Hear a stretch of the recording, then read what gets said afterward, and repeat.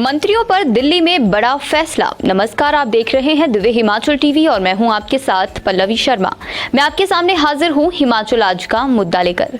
हिमाचल के मंत्रिमंडल पर दिल्ली में बड़ा फैसला हो गया है। मुख्यमंत्री सुखविंदर सिंह सुक्खू और प्रदेश प्रभारी राजीव शुक्ला के बीच बैठक में सहमति बन गई है और राजस्थान में पार्टी के आला नेताओं के साथ चर्चा के बाद मंत्रिमंडल सामने आ जाएगा।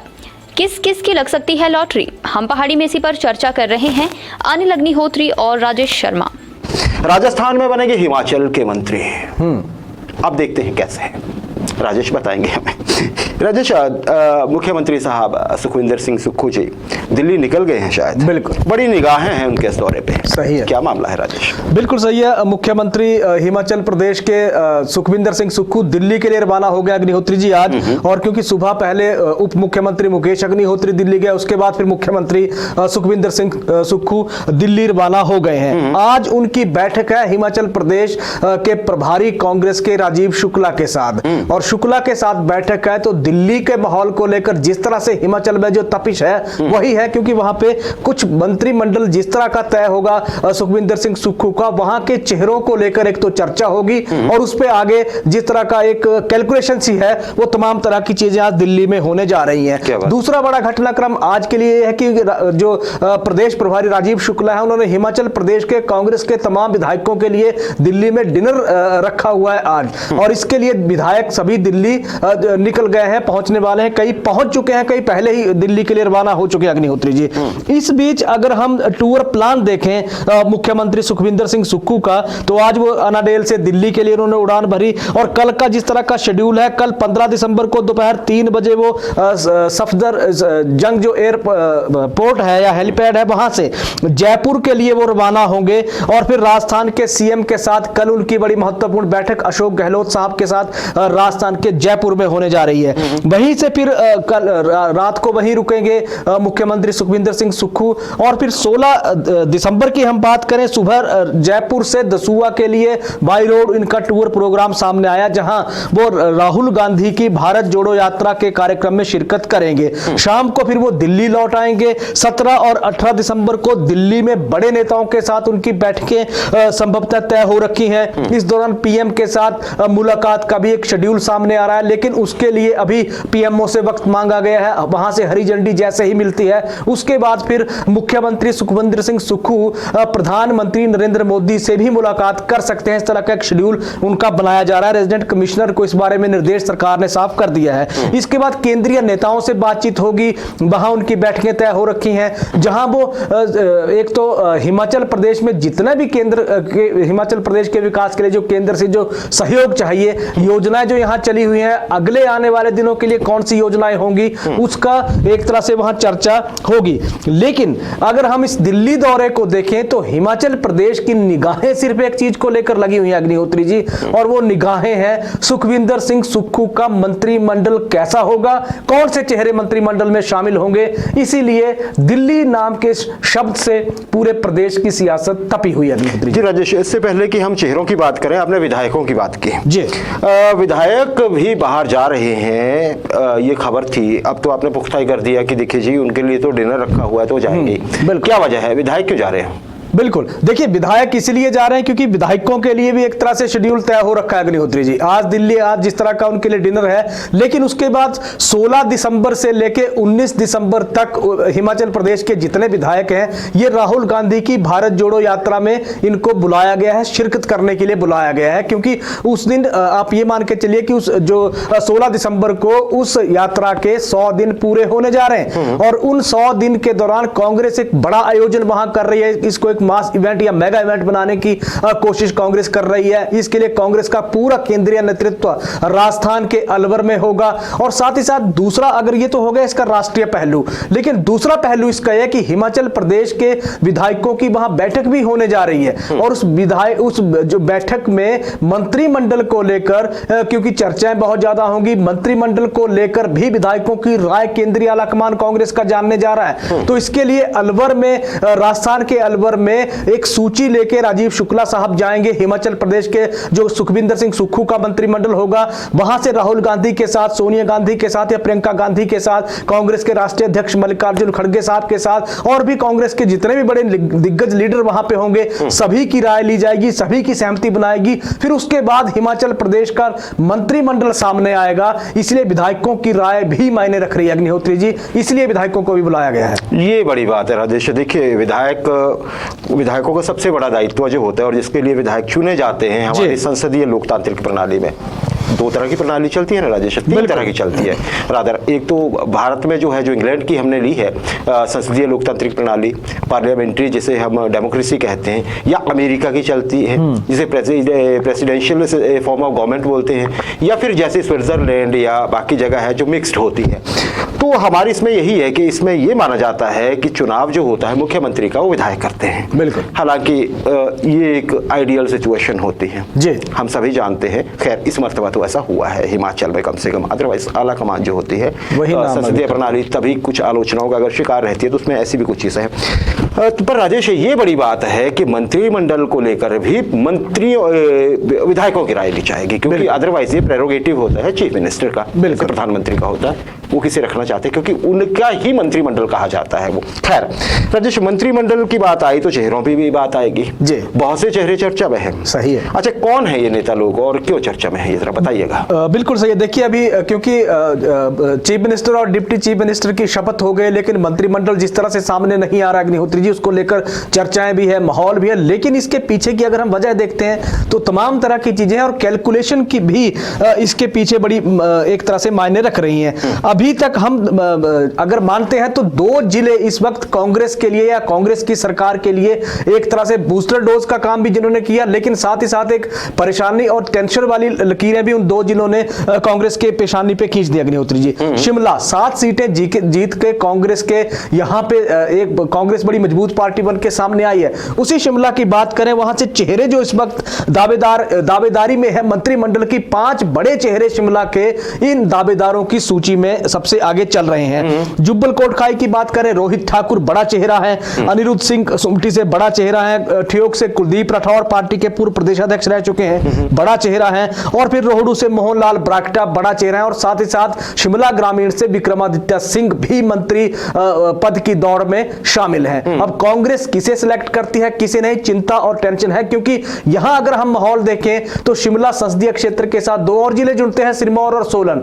ऐसा तो नहीं है कि 3 की 3 सीटें ही शिमला को दे दी जाएंगी। ये थोड़ी सी पार्टी के लिए चिंता की बात है कि 5 में से 2 चेहरे कौन बड़े कांग्रेस के लिए या सुखविंदर सिंह सुक्खू के मंत्रिमंडल में शामिल होने जा रहे हैं। दूसरा जो बड़ा जिला है वो कांगड़ा है, क्योंकि सत्ता का दरवाजा या सत्ता की चाबी कांगड़ा के हाथ में होती है। कांगड़ा ने 10 सीटें कांग्रेस को इस बार दी हैं और कांगड़ा से भी यही परिस्थितियां कांग्रेस के लिए हैं कि 5 बड़े चेहरे यहां से मंत्रिमंडल में दस्तक देने के लिए पूरी तरह से तैयार हैं। यहां ज्वाली की बात करें, चंद्र कुमार विधायक हैं, 6ठी बार विधायक चुन के विधानसभा पहुंचे हैं। सुधीर शर्मा धर्मशाला के विधायक हैं, वीरभद्र सिंह की कैबिनेट में शहरी विकास मंत्री रह चुके हैं। और इसके बाद जो नए जो जिस तरह से संजय रतन की बात करें, ज्वालामुखी के 2 बार के विधायक हैं। केवल सिंह पठानिया पहली बार जिस तरह से कांग्रेस ने लगातार उन पे भरोसा जताया है, इस बार खरा उतरे हैं, विधानसभा पहुंचे, इनाम उनको मिलने के पूरे आसार हैं। और साथ ही साथ आशीष बुटेल और बात हो रही है फिर रघुवीर सिंह बाली, क्या हो सकते हैं नहीं हो सकते हैं। तो परेशानी अभी कांग्रेस के लिए है सिलेक्शन को लेकर। हालांकि गोकुल बुटेल की तैनाती कांग्रेस ने कर दिया पालमपुर से,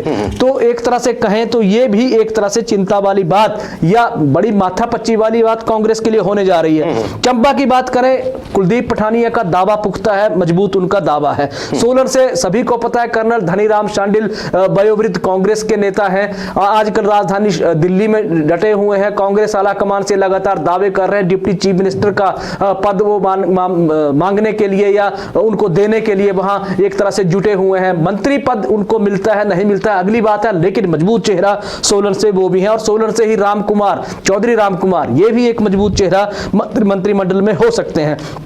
दो जनजातीय जिलों के मंत्री हैं, किन्नौर से जगत सिंह नेगी और लाहौल स्पीति से रवि ठाकुर। अभी दोनों विधायक हैं। जिस तरह का सीनियोरिटी अब जगत सिंह नेगी की है, वहां से एक परिस्थितियां ये भी हैं कि क्या शामिल होंगे नहीं होंगे, ये भी बड़ी चिंता वाली बात कांग्रेस के लिए है। सिरमौर से सीनियोरिटी की बात करें, हर्षवर्धन चौहान छठी बार ये भी विधानसभा पहुंचे हैं और जिस तरह का दावा इनका भी पुख्ता लग रहा है। तो इनकी बात करें, इसके साथ ही साथ हम बात करते हैं घुमारवी से राजेश धर्माणी है और अपने कुल्लू से सुंदर सिंह ठाकुर हैं। तो ये कांग्रेस के लिए ये तमाम बड़े चेहरे हैं जिन चेहरों को लेकर कांग्रेस आलाकमान ने फैसला लेना है। और अभी तक अपने सूत्रों की अगर हम मानते हैं तो शुक्ला साहब के पास 19, 18 और 19 एमएलए की बाकायदा एक लिस्ट पहुंच गई है। उन लिस्ट में से, क्योंकि आज अभी देर शाम को बैठक एक रखी गई है मुख्यमंत्री के साथ, तो मुख्यमंत्री और राजीव शुक्ला उस लिस्ट को लेकर चर्चा करेंगे। संभवतः वहां से कुछ चीजें फाइनल होंगी। उसके बाद फिर हिमाचल प्रदेश के मंत्रिमंडल को लेकर राजस्थान में मोहर लगेगी। फिर जब मुख्यमंत्री का दिल्ली का दौरा खत्म हो जाएगा, क्योंकि 19 को मुख्यमंत्री सुखविंदर सिंह सुक्खू दिल्ली से लौट आएंगे शिमला, उसके बाद संभवतः फिर नया मंत्रिमंडल, नई सरकार का नया मंत्रिमंडल हमारे सामने होने जा रहा है। अग्निहोत्री जी जी, विस्तार से बताया राजेश आपने। बिल्कुल यही चर्चाएं हैं, यकीनन यही चर्चाएं हैं, प्रिसाइजली यही डिस्कस हो रहा है आजकल हिमाचल में। लेकिन इसमें देखिए, हम अपने दर्शकों को कुछ चीजें बता दें। अभिलाषा होना या फिर उम्मीद होना या सोच होना कोई बुरी बात नहीं होती है, लेकिन प्रैक्टिकलिटी में थोड़ी दिक्कतें आएंगी जी।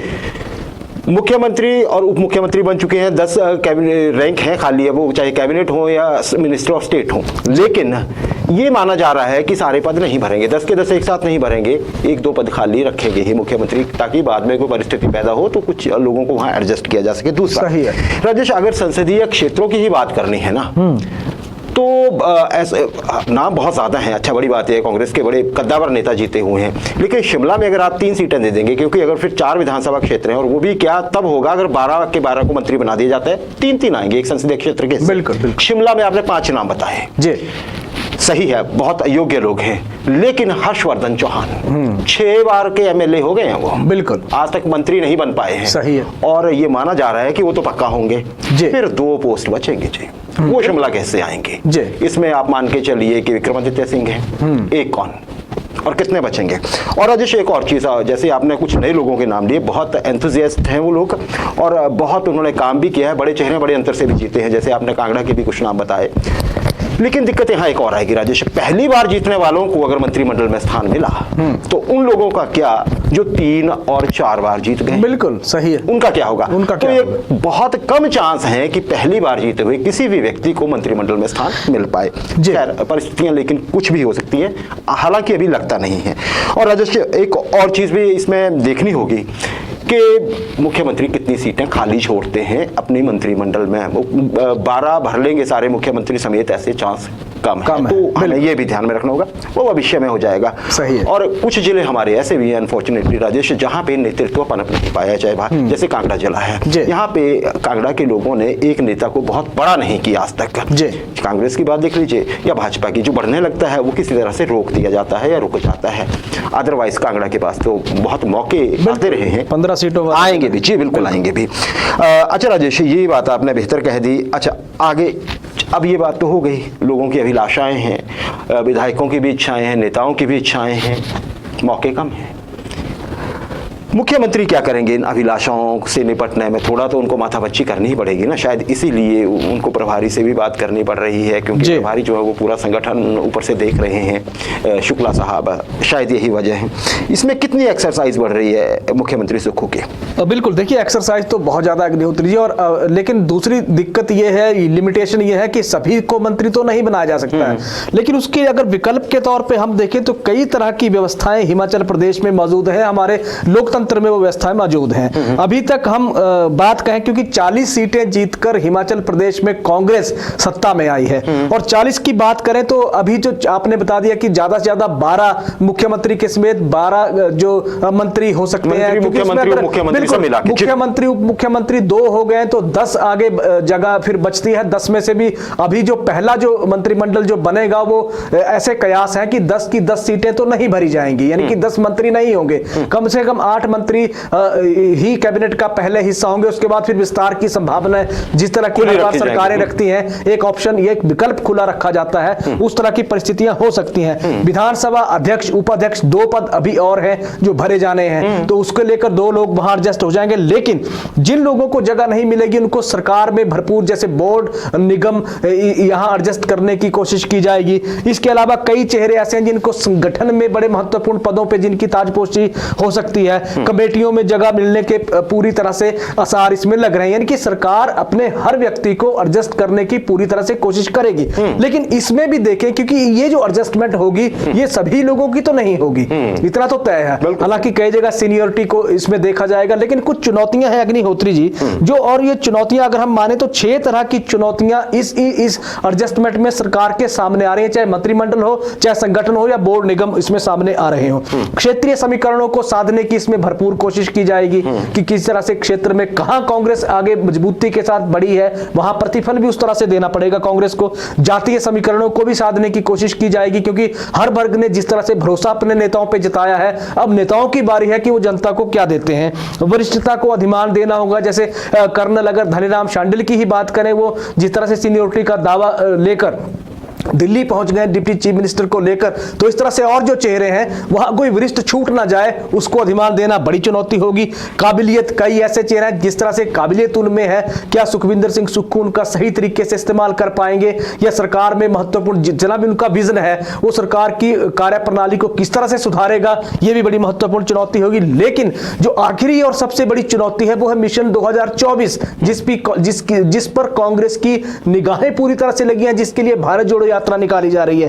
संसदीय क्षेत्रों को एक सूत्र में पिरोने के लिए 4 सीटें हिमाचल प्रदेश में हैं और चारों सीटें जीतने का दावा इस बार मुख्यमंत्री सुखविंदर सिंह सुक्खू कर चुके हैं। तो वो तभी संभव हो पाएगा जब संसदीय क्षेत्रों को भी सही तरीके से जस्टिस कांग्रेस देगी। तो ये चुनौतियां हैं, ये दावे हैं। सरकार, संगठन, बोर्ड और निगम जिस तरह के विकल्प खुले हैं, अब देखना है कि फैसला आता क्या है। 18 और 19 लोगों की लिस्ट राजीव शुक्ला साहब के पास है, चर्चा आज होगी, संभवतः 1-2 दिनों में ड्राफ्ट भी सामने आ जाएगा। बिल्कुल सही कहा राजेश आपने। बहुत महत्वपूर्ण बात यह है कि संसदीय क्षेत्र और मिशन 2024 जी जो मुख्यमंत्री साहब ये चाहते हैं, और देखिए उनको दिखाना भी पड़ेगा और दिखाना चाहेंगे भी, मौका होगा, बड़ा मौका होगा। अच्छा राजेश, यहाँ एक चीज गौर करने वाली है, बहुत गौर करने वाली है। लोग जीते हैं, उनको एडजस्ट करना एक चुनौती है, बिल्कुल, लेकिन जहां नहीं जीते हैं वहां सबसे ज्यादा चुनौती है। मंडी लोकसभा क्षेत्र पे आप नजर डालिए राजेश, बिल्कुल धुआंधार वहां पे भाजपा ने प्रदर्शन किया है मुख्यमंत्री जयराम ठाकुर की वजह से, और कांग्रेस वहां पे काफी ज्यादा पिछड़ी है। बिल्कुल। अब दिक्कत यह है कि मंडी लोकसभा क्षेत्र के लोग आपको एडजस्ट करने पड़ेंगे। वहां पे आपके पास ऑप्शंस कम है, क्योंकि लोग ही कम जीते हैं। कुल्लू में 2 है, मंडी में 1 है। तो अब आप वहां कैसे करेंगे? भरमौर में चलिए, भरमौर में भी नहीं, तो आपके पास वहां तो जीते हुए लोग ही नहीं हैं, और आप मंत्रिमंडल में किसे रखना चाहेंगे? अच्छा, अब आप रख लीजिए, मान लीजिए सुंदर सिंह तो दूसरी बार जीते हैं कुल्लू में, लेकिन चंद्रशेखर पहली बार जीते हैं। बिल्कुल। फिर वहां पे वही बात आ जाएगी, जूनियर सीनियर, 1 बार 2 बार 3 बार, तो वो भी और देना पड़ेगा, ये पक्का है। देखिए वहां ज्यादा चुनौती है। 3 लोकसभा क्षेत्रों में तो कमोबेश प्रदर्शन बहुत अच्छा रहा है कांग्रेस का, बिल्कुल, लेकिन मंडी में चुनौती होगी कांग्रेस की। वहां से किसे एडजस्ट किया जाएगा? मंत्रिमंडल के लिए स्कोप लिमिटेड है।